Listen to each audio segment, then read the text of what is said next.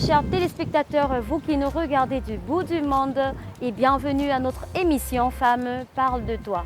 Aujourd'hui, en la date du 1er mai, nous sommes du côté de la Baie des Rois, comme vous pouvez le constater, pour découvrir ensemble notre nouvelle invitée. Sans plus tarder, suivez-moi. Aujourd'hui, nous sommes avec notre invitée en cette journée du 1er mai, fête dédiée à tous les travailleurs. Déjà que je dis bonne fête du 1er mai à vous, avec notre invitée. Bonjour à vous, madame, comment vous allez? Bonjour, je vais très bien, merci. Alors, vous êtes toutes belles, hein? Merci. C'est la fête du également. travail, hein? Bonne fête du travail également et à toutes les personnes qui nous regardent. Alors, désolée d'être lancée comme ça et puis sans vous demander de vous présenter à nos chers téléspectateurs qui nous regardent actuellement. D'accord. Alors, merci pour l'invitation à cette émission. Je suis Abissatou Toko. Je suis auto-entrepreneur dans les métiers de la beauté, diplômée de l'université Omar Bongo en tourisme et développement local. Je suis très ravie d'être dans votre émission en ce jour. Merci. Alors, qu'est-ce que ça vous fait en cette journée où nous célébrons le travail? Parce que nous savons au quotidien que beaucoup de jeunes femmes ont du mal à mettre en avant leur activité parce que pour elles, il existe des sauts métiers. Je ne sais pas pour vous. Vous nous dites tout à l'heure que vous faites dans le domaine de la beauté. Qu'est-ce que ça vous fait en cette journée du 1er mai de le célébrer?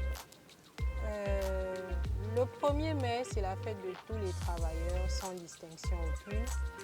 Donc, que ce soit dans la beauté, les médecins, les avocats ou encore les administratifs, le travail reste la force d'un être humain. Donc, je peux dire à toutes les sœurs, à toutes les mamans, à toutes les petites filles gabonaises et qui regardent la diaspora et celles qui ne sont même pas gabonaises, que le travail est la seule chose qui nous rend dignes.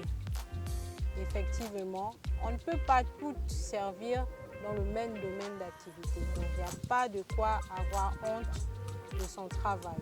Comme quoi, il faut pouvoir célébrer hautement comme les fonctionnaires cette journée du 1er mai. Alors, qu'est-ce qui vous a motivé à vous lancer dans le domaine de la beauté? Déjà, en regardant l'aspect économique du pays, j'ai remarqué qu'il y avait un fort taux de chômage et je me suis dit, si je reste à attendre le travail qui sied avec ma formation de base, donc le tourisme et l'environnement aussi, je me suis dit, si je reste dans cette case, je ne vais jamais travailler et je ne vais jamais montrer au monde ce que je vaux. Alors déjà que je suis passionnée de la beauté, de tout ce qui est esthétique, luxe et raffinement depuis mon jeune âge, je me suis reconvertie. Donc j'ai fait plusieurs formations en coiffure esthétique, maquillage, savonnerie. D'accord. Voilà. Alors donc en vous entendant parler comme ça, on peut tout simplement se dire que vous êtes épanouie, c'est ça? Vous êtes épanouie dans ce que vous faites, s'il faut reposer la question? Je suis épanouie dans ce que je fais. Et je pense aussi que de nombreuses jeunes femmes doivent se lancer, peu importe le domaine, qu'elles aient juste le courage d'affronter leur peur et je pense que ça va aller. Justement, en parlant du fait d'affronter la peur, pour vous, pourquoi ces jeunes filles aujourd'hui ont du mal à mettre en valeur ce qu'elles font? Il y en a des jeunes filles qui font par exemple dans la vente de toffee, il y en a qui font dans la vente des gâteaux, des madeleines et autres, vraiment ces petits bouts de petites activités. Je pense que personnellement, ça doit être un problème dû à la perception qu'elles ont de leur activité. D'accord. Si elles le font parce qu'elles cherchent juste à avoir un petit 1000 francs, un petit 2000, et qu'elles ne trouvent pas nécessaire d'en parler, c'est leur propre choix parce que je me dis chacune de nous a son libre arbitre.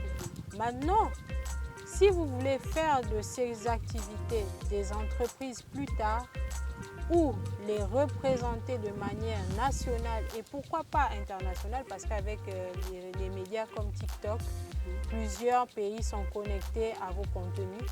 Donc, le fait de faire ton activité et de le mettre sur les réseaux sociaux, il n'y a pas de honte à cela.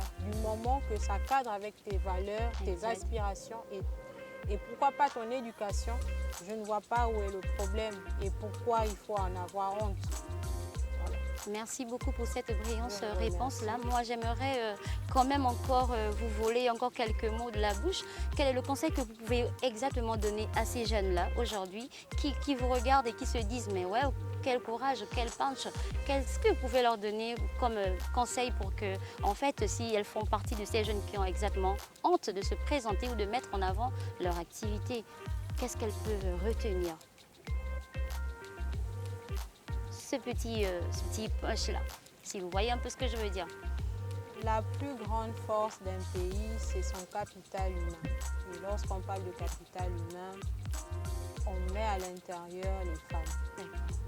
Ce qui soutient les nations, c'est l'ensemble de la population. Donc, chaque femme doit s'impliquer dans le développement de notre nation. Peu importe le domaine, que ce soit dans l'agriculture, dans la médecine, dans le droit, mais il faut que la femme prenne la place qui lui est réservée dans notre société. Exactement. Voilà. Merci beaucoup encore à vous, Madame Abi, ou Mademoiselle, je ne sais pas. Je vais dire Madame Abi, merci vraiment pour cette brillance, vraiment pour cet éclaircissement. Je crois qu'avec tous ces mots que vous avez dit aujourd'hui, beaucoup de jeunes femmes n'hésiteront certainement plus à mettre en avant ce qui leur donne ce petit bout de pain pour aider leur famille, pour aider leurs enfants, ou subvenir en un mot à leurs besoins. Merci beaucoup et je vous souhaite aussi également une très bonne fête du travail, chers entrepreneurs, chers affairistes, comme vous l'avez dit. Merci à tous nos chers téléspectateurs communément appelés mes braves, parce que oui, vous êtes des braves, vous qui me regardez ou vous qui regardez cette émission aujourd'hui, en cette journée du 1er mai du travail. On vous dit pour la prochaine fois, ciao ciao.